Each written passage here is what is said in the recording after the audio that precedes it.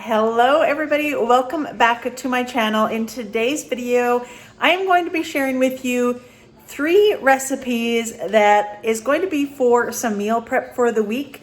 So make sure you stay tuned. And also, if you're enjoying videos like this one, please make sure that you leave me a comment.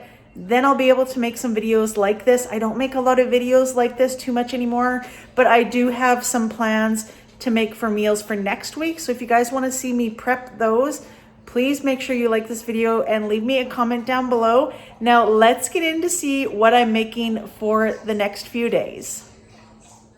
We are starting with dessert first. This is a no-bake blueberry cheesecake. Let me show you how I made it. I took the easy way out and I bought a graham cracker pie crust. Now you can easily sub this for something that is keto or lower carbs. Then I used the fat-free, sugar-free cheesecake jello mix that I had gotten at the States. And I'm also adding a package, the whole package of Keto Chow's blueberry pie. If you're interested in Keto Chow, I still do have an active link that is in the description that you can get 10% off of your order. So I'm going to quickly make this. This is so easy, you guys. So unfortunately, I had no oat milk. That's usually what I use, but we went to town and got groceries, totally forgot it, so I had to make it with 2% milk. Still was really good. I would make it with oat milk, just my preference. So you need 2 cups of milk. And we are going to put that in our stand mixer. I use a stand mixer for this. It's just easier. I can just turn it on and leave it because you do have to mix everything for 2 minutes. So we are going to put in the milk. Then we are going to add in our sugar-free jello mix. Now this is really good. I'm going to have to get another package in the States when we go back in August because I really liked this, and it's perfect for something like this if I need to make like a dessert or something over the summer. Really liked this. And then especially with the Keto Chow blueberry pie, this was so good. I was so surprised when I opened up the package because the powder is blue, but it does eventually turn like purple, but the powder itself is blue. It's really hard to see here, but I thought that was kind of funny because I just wasn't expecting it whatsoever to be blue. I thought it would have been purple. We are going to throw that in the mixer all together, and we are going to let that just pretty much like on medium speed for 2 minutes. Let that all mix together. While that is mixing together, I'm just going to take off the shell off of my graham wafer pie crust. Another option that I make and that I have made is I crush up Catalina Crunch and mix that with butter and use that as a bottom layer. You can also do that. It's just because I am allergic to all nuts, so I can't really make like a pecan crust or anything else that, you know, the keto community is using for their crust. Then I'm just going to add a handful of frozen blueberries. This is what makes this, I feel. I wish I would have added a little bit more, even though I did, you know, add quite a bit. But even a couple, another handful would have been really good because I feel like that's what made this so delicious. So I just mixed this up. I folded it in gently, and then I poured everything into the pie crust. So that's it. So simple, right? I literally made this in 3 minutes, hardly, not even at all. I put it in the fridge overnight. I didn't cover it or anything like that. And I just let it sit. And to my surprise, it did sit really well. Like, I know it's kind of a pudding, but I was kind of hoping that it would kind of like settle into like a cheesecake, which it kind of did. Like, it was easy to cut through and it was very tasty. I loved this dessert. I'm going to be having this all week for my dessert. It was that delicious. But you can even make little cupcake, like mini cheesecake bites out of this as well. I was thinking that you could do, there's so many varieties that you can do. This was just a really easy way and a quick way for me to make a dessert. And I really wanted to share it because you definitely can make it low carb, even keto, using almond milk, using a different crust, etc. So that is it. I am just going to put this in the fridge and let it sit overnight. Next, I am going to be making a chia pudding. Now, this is one of my favorites to have. Gets in your fiber and tastes really good, and you can make so many varieties. So this time I decided that I was going to make a blueberry coconut. So what I did in each container, there's 3 containers here. I did a half a cup of milk in each. Of course, I couldn't find my half a cup measuring spoon, so I used a quarter of a cup. And we are just going to put that in all 3 containers. Now, once again, I would have used oat milk, but I forgot it at the grocery store. We live 30 minutes outside of a city, so, you know, it's just regular milk it is.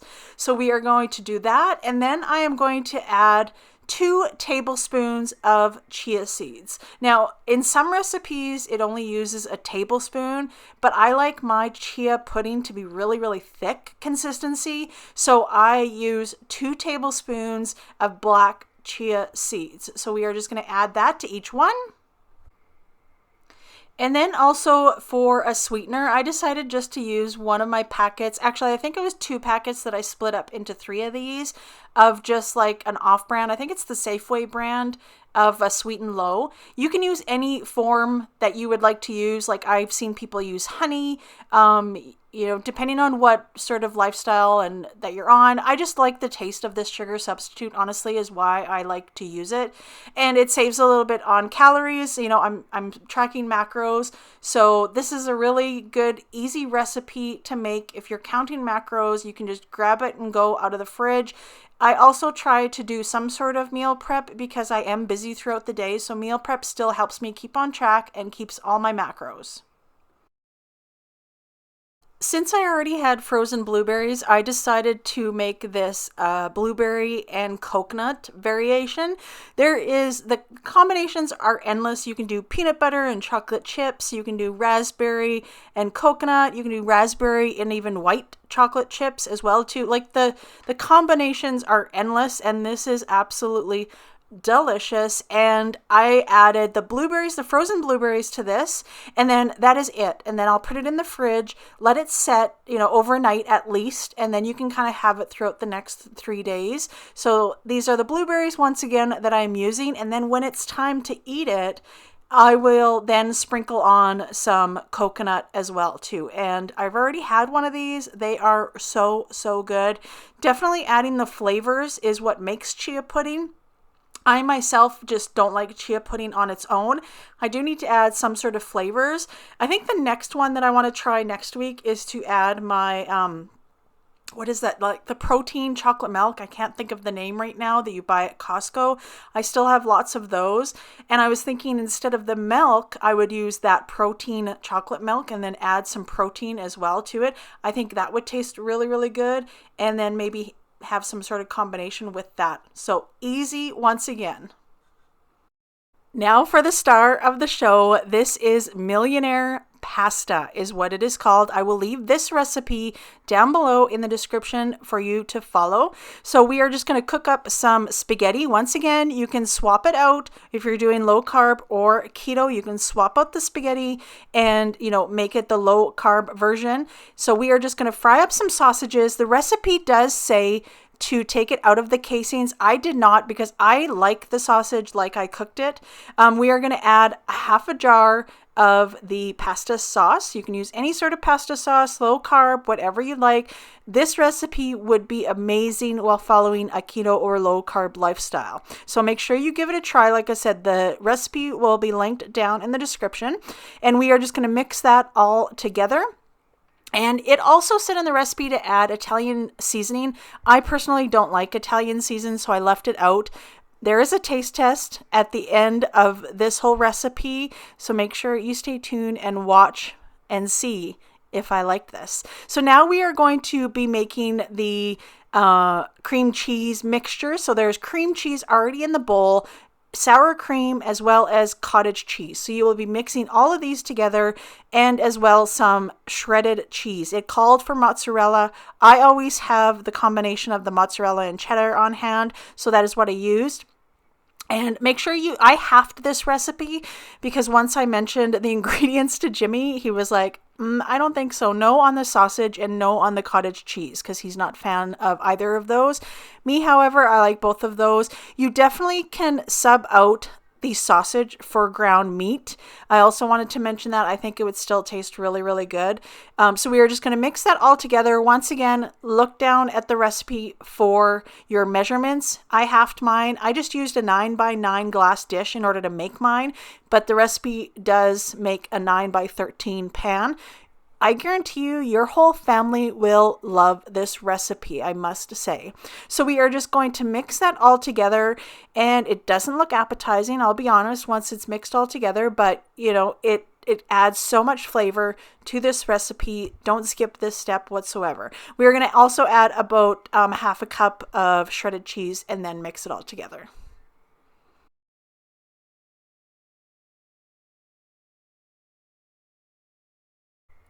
We are then going to put half of the amount of butter on the bottom layer first. So like I said, I'm using a glass 9x9 casserole dish, and I just spread half the amount of the butter just on the bottom there. And then we are going to add, on top of the butter, we are going to put half of our amount of cooked spaghetti on top of the butter. Now, I know this sounds weird. Like when I was making this, I was like, I don't know how this is going to taste. Like I've never put butter like this in between layers, and I didn't know if it'd be too much. I love butter, but once again, it all adds flavor together. So don't skip out on that step. This is the cooked spaghetti, and I'm just going to put half of that amount on top of the butter. And then on top of the pasta, you are going to put the entire amount of the cream cheese mixture on top of the spaghetti. So I think that I made a little bit too much. It still tasted really, really good, but I would probably even cut down a little bit more on my measurements. I did half the recipe, tried to half the recipe, but you know how it goes when you do make adjustments to a recipe. Sometimes it's just a little bit too much or not enough. And in this scenario, it was just a little bit too much, but it definitely added a lot of flavor. So then after that is all done, then we are going to add the rest of the spaghetti on top of that cream cheese mixture.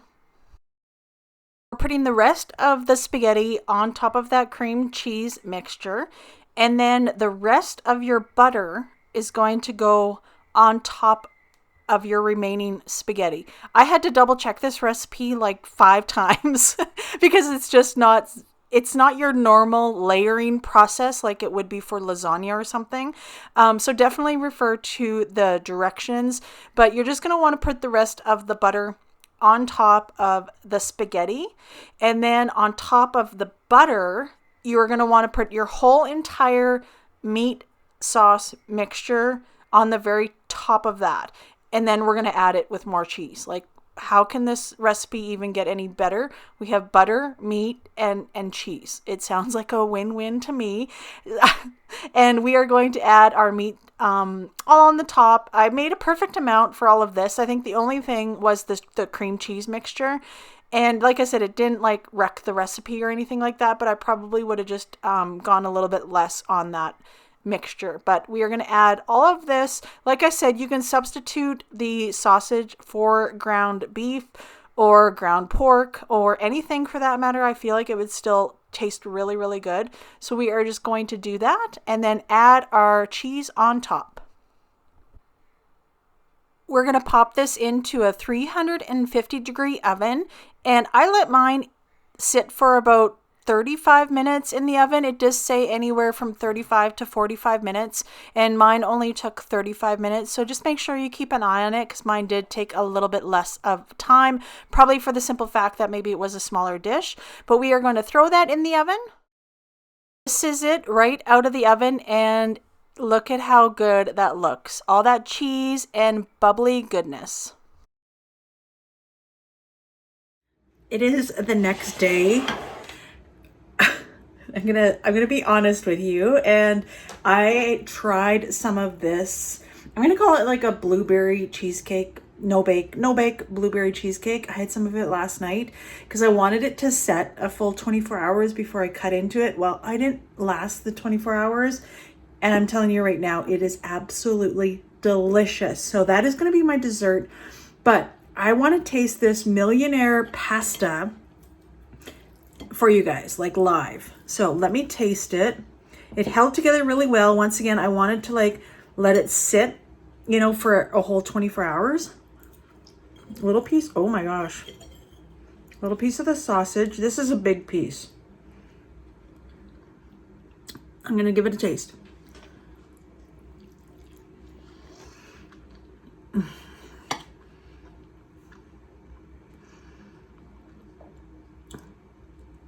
Oh my word. So I love lasagna. This is even better than lasagna. The texture and the taste of all of the flavors mixed together into one, that's what makes this dish. So you definitely have to give it a try. It is absolutely so good.